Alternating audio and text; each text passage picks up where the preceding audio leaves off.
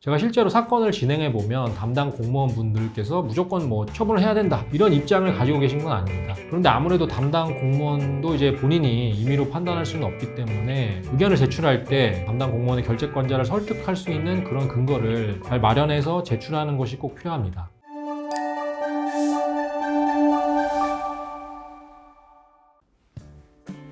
안녕하세요. 낭만로이어 신현승 변호사입니다. 제가 최근에 진행하는 사건들 중에는 건설업 관련 행정소송이 꽤 있습니다. 이러한 소송들은 보통 행정기관이 건설업자나 건설사업관리자 이런 회사에게 부실공사나 건설업 관련 법령 위반 등을 이유로 벌점, 입찰 참가 자격 제한, 영업정지 등의 제재 처분을 하면 건설업자로서는 그 처분을 그냥 받아들일 수는 없다고 생각을 하게 되면 시작하게 됩니다. 오늘은 건설회사의 관련자 분들을 위해 보통 건설업 관련해서 어떠한 행정 제재가 있고 그에 관해서 어떻게 다투면 좋을지 한번 말씀드려 볼까 합니다. 건설회사가 통상적으로 많이 받는 행정처분으로는 벌점 부과 처분, 입찰 참가 자격 제한 처분, 영업정지 처분이 있습니다. 벌점은 건설기술진흥법 53조에 근거하고 건설사업자, 주택건설등록업자, 건설엔지니어링 사업자, 그에 고용된 건설기술인 또는 건축사에게 부실공사가 발생하였거나 발생할 우려가 있는 경우 부실의 정도에 따라서 벌점을 주도록 정하고 있습니다. 시행령 87조 5항 별법 8에서 부과 기준을 자세히 정하고 있습니다. 벌점은 그 처분을 받을 때마다 점수가 누적 합산돼서 누적된 점수에 따라서 입찰이나 사전 자격 심사에서 감점을 받게 됩니다.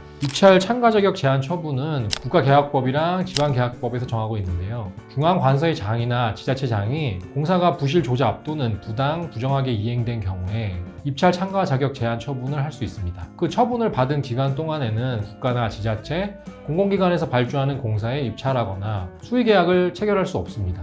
그리고 영업정지는 건설산업기본법 82조에서 정하고 있는데요. 재하도급 위반, 일괄하도급 위반, 무등록자에 대한 하도급, 고의나 과실로 건설공사를 부실하게 시공하는 경우 등에 1년 이내의 영업정지를 받게 됩니다. 영업정지 처분을 받게 되면 기존의 도급계약을 체결한 공사는 진행할 수 있지만 영업정지 기간 동안에는 새로운 계약을 체결할 수 없습니다. 다만 영업정지 대신에 과징금을 부과할 수도 있는데 대부분의 행정청은 회사가 과징금으로 받겠다 하고 의견을 제출하면 영업정지 대신 과징금을 부과해 줍니다. 위와 같은 벌점, 입찰 참가 자격 제한, 영업정지는 회사의 매출에 직접적으로 영향을 줄 수 있는 부분이라서 대부분의 회사들이 이러한 처분에 매우 민감하게 대응하고 있습니다. 중요한 부분은 사실 이러한 처분에 어떻게 대응할지인데요. 먼저 위와 같은 행정처분들은 기습적으로 나오는 것이 아니고 행정청에서 사전에 이러한 내용으로 어떠한 처분을 하겠다 사전 통지를 하고 회사에게 먼저 의견을 제출할 기회를 줍니다. 저는 이 첫 단계에서부터 잘 대응하는 것이 매우 중요하다고 생각합니다. 제가 실제로 사건을 진행해 보면 담당 공무원분들께서 무조건 처분을 해야 된다 이런 입장을 가지고 계신 건 아닙니다. 본인들도 영업정지나 과징금이 그 처분을 받는 회사에 굉장히 큰 영향을 주는 것을 알고 있기 때문에 신중한 입장을 취하고 계십니다. 제가 대리인으로서 의견 진술을 하러 담당 공무원분을 만나 보아도 제 의견을 굉장히 잘 들어주시고 제 의견에서 부족한 부분이 뭔지 말씀도 해주십니다. 그래서 보완 의견을 제출하면 좋겠다 이런 말씀까지도 해주십니다. 그런데 아무래도 담당 공무원도 이제 본인이 임의로 판단할 수는 없기 때문에 의견을 제출할 때 담당 공무원의 결재권자를 설득할 수 있는 그런 근거를 잘 마련해서 제출하는 것이 꼭 필요합니다. 그래서 법령 해석이 문제될 경우에는 그에 관한 판례라던가 국토교통부 질의회신 등을 근거로 제출하면 효과가 클 것이라고 생각합니다. 저도 최근에 영업정지 사전 통지를 받은 두 회사를 대리해서 두 건 모두 무혐의 처분을 받았는데요. 그 과정에서 담당 공무원께서 굉장히 친절하시고 의견도 잘 수용해 주신다는 느낌이 들었습니다. 그래서 열심히 하면 좋은 결과가 있을 수 있겠다 생각을 했고 국토교통부에 직접 질의도 해서 그 회신 자료도 첨부해서 제출하기도 했습니다. 다행히 결과가 잘 나와서 담당 공무원분들께 굉장히 감사한 마음을 가지고 있습니다. 아무튼 사전 통지 단계에서부터 이러한 의견 소명을 잘 하시면 굉장히 빠르게 좋은 결과를 얻을 수 있다는 것을 인지하시고 적극적인 의견 제출을 하시기 바랍니다. 이제 사전 통지 이후에 의견 제출에도 불구하고 행정처분이 나오면 그 뒤로는 취소소송을 제기할 수밖에 없습니다. 취소소송은 행정처분을 한 행정청 관할 법원에 접수하시면 되고요. 중요한 것은 처분을 통지받은 날로부터, 그러니까 안날로부터 90일 안에 제기해야 한다는 것입니다. 그런데 보통 건설회사는 위와 같은 처분들이 효력이 발생하면 바로 영향을 받기 때문에 90일을 넘기는 경우는 잘 없긴 합니다. 그리고 취소소송에서는 처분이 위법함을 주장해야 하고 보통 여기서 위법성으로는 처분 사유가 존재하지 않는다거나 아니면 처분이 재량권 일탈 남용을 한 것이라는 주장을 합니다.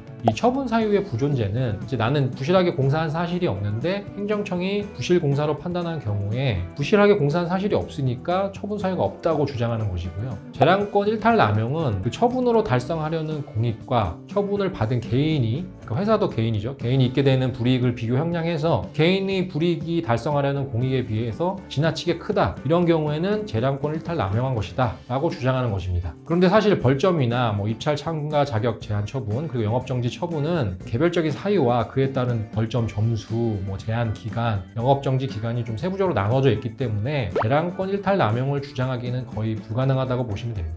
그래서 취소 소송에서는 처분 사유가 존재하지 않는다는 주장으로 승부를 봐야 한다고 생각을 합니다. 아무래도 처분 사유 부존재 주장은 사건마다 사실관계가 다르기 때문에 일반론적으로 어떻게 대응해야 한다 이렇게 말씀드리기는 어렵습니다. 그래도 최근에 제가 많이 주장하고 있는 부분 하나 말씀드려보면, 요즘에는 이제 건설의 규모가 커지면서 건설업자나 건설사업 관리자 모두 조합을 형성해서 공동수급 계약을 체결하는 경우가 많습니다. 공동수급에는 공동이행 방식과 분담이행 방식으로 나눠지는데요. 분담이행 방식의 경우에는 당연히 자신이 분담하지 아니한 부분에서의 부실공사나 위법성에 관해서는 벌점 등의 처분을 받지 않습니다. 그런데 공동이행 방식의 경우에는 대부분의 행정청이 공동이행하는 부분에서 처분 사유가 발생할 경우 공동수급인들 전부에게 지분 비율에 따라서 벌점을 나눠서 부과하고 있습니다. 그런데 일단 건설기술진흥법 시행령 87조 2항 1호 본문만 보더라도 공동이행 방식의 경우 원칙적으로는 공동수급체 구성원 모두에 대해서 출자 비율에 따라 벌점을 부과하지만 그 단서에서 부실공사에 대한 책임 소재가 명확히 규명된 경우에는 해당 구성원에게만 벌점을 부과한다 이렇게 정하고 있습니다.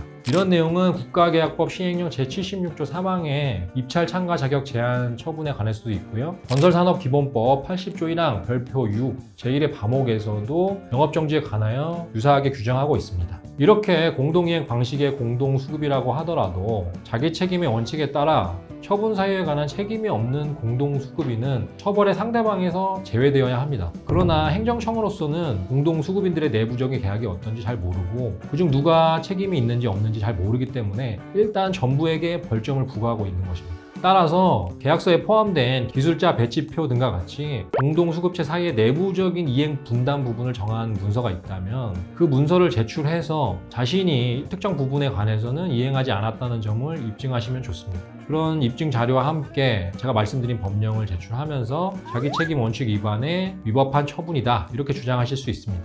실제로 같은 사유로 처분이 취소된 판례들이 많고요. 저도 최근에 이런 사유로 영업정지 무혐의 처분을 받은 적이 있습니다. 현재 진행하는 소송 중에도 몇 건에서 이제 같은 주장을 하고 있습니다. 그러니까 행정처분을 받았을 경우에 어쩔 수 없구나 너무 미리 포기하지 마시고요. 일단 다퉈볼 만한 내용이 있는지 잘 확인해 보시기 바랍니다. 그리고 다투시려면 아까 말씀드렸다시피 사전 통지 단계부터 잘 의견을 제출하는 것이 중요하다는 것도 기억해 두시기 바랍니다.